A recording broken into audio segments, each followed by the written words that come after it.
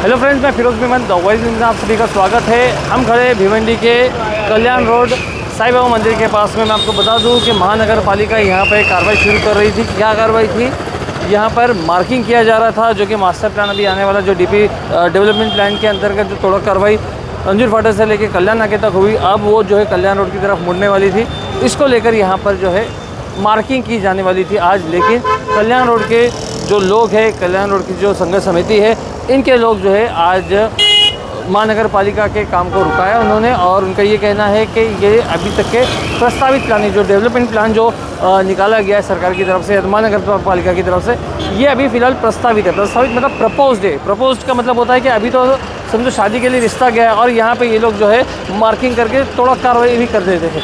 इस वजह से जो है यहाँ पे लोगों के अंदर आक्रोश देखने को मिला। लोग जो है लोक प्रतिनिधि के ऊपर जो है गुस्सा कर रहे हैं। रईस शेख के खिलाफ काफ़ी नारे लगे गए हैं। बाले मामा को यहाँ पे आवाज़ दी जा रही है कि बाले मामा ने कहा था कि जब तक कि ये लोग मुआवजे की बात नहीं कर लेते, हम लोग कल्याण रोड को तोड़ने नहीं देंगे।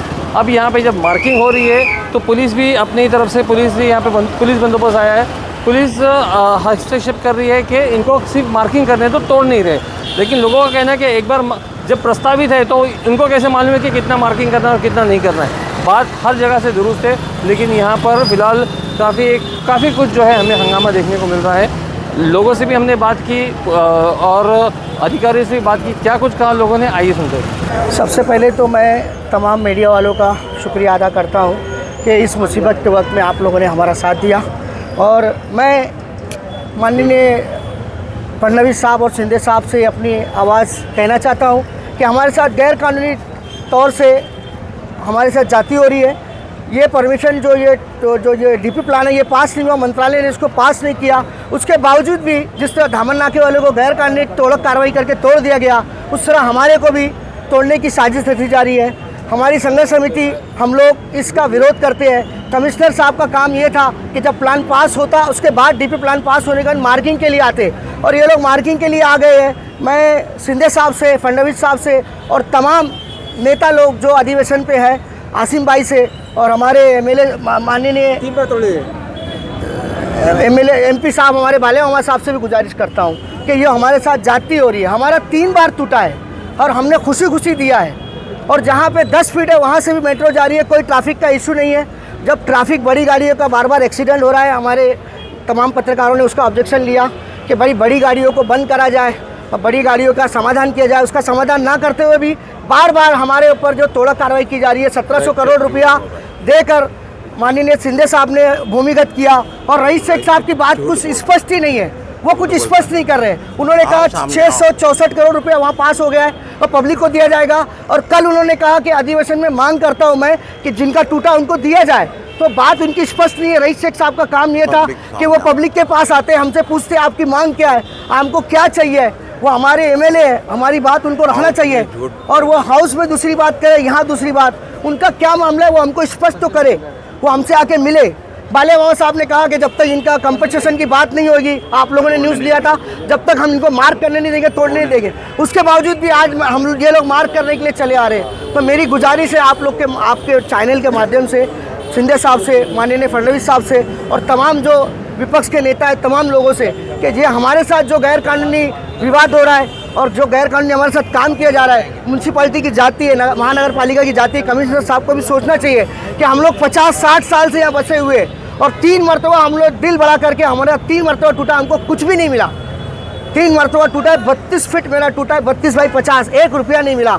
मगर हम कब तक अपनी कुर्बानी देते रहेंगे और कब तक हमारा समाधान करेंगे। रिंग रोड के ताल्लुक से बात होती रही आप लोग के चैनल के माध्यम से, कोई भी हमारी मदद नहीं कर रहा है। अंजुर फाटक से लेके कल्याण नाका तक का जो है टूट चुका है, अब इसके बाद में यहाँ पे मार्किंग ही करने वाली है। तो अगर वो मतलब गैर कानूनी होता तो अब तक किसी न किसी के ऊपर एक्शन हो जाता था, लेकिन वहाँ पे कुछ नहीं हुआ।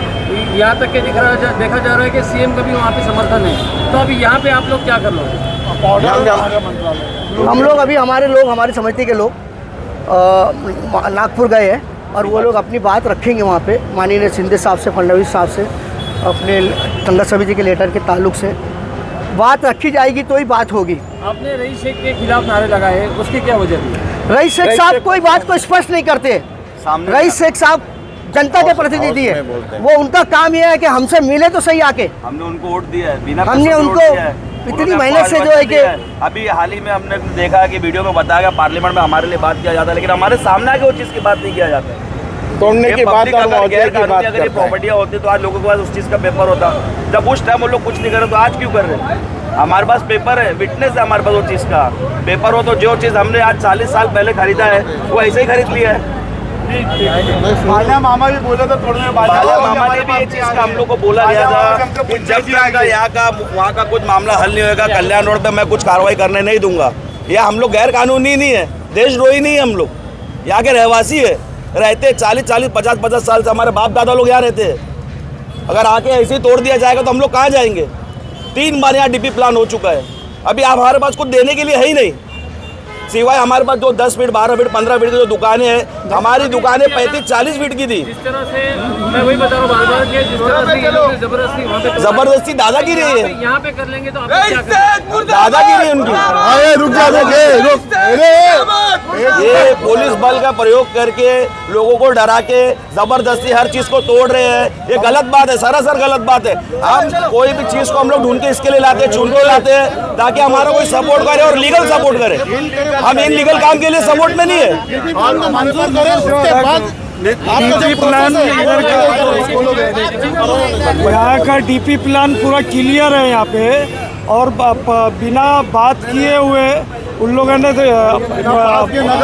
ना कोई बॉम्बे के अंदर हर जगह कॉम्पोजिशन मिला जाता है, पब्लिक से बात की जाती है, कॉम्पोजिशन की बात की जाती है, यहाँ कोई तरीके की बात नहीं होती है। विकास का हमारे पास लेटर है, नगर विकास का, यहाँ पे अभी तक डीपी मंजूर नहीं हुई, हमारे पास लेटर है उसका, आप लोग को दिए भी हम लोग, सब पत्रकार को अपने लेटर दिए। 3 बार कल्याण रोड विकास पे डीपी मंत्री प्लान ने है, तीनों बार लेटर दिया है कि यहाँ पे डीपी पास नहीं है, बस इस बार हमारा जड़ से जा रहा है। आप पत्रकार लोग को भी दिए हम लोग ने लेटर। देखिए, हमारा मांगनी सिर्फ ये है, हम सरकार से, आप पत्रकार भाइयों के जरिए निवेदन करते हैं, भिवंडी महानगर पालिका से भी, आप लोग कोई भी कार्रवाई करो, पहले अपना क्या बोलते हैं होमवर्क करने के पीछे पड़े, पुराना वर्क इशूल वर्क तो करो, जो तुम्हारे पिछले वर्क बाकी है वो पूरा करो, उसके बाद में इधर नया काम करो ना।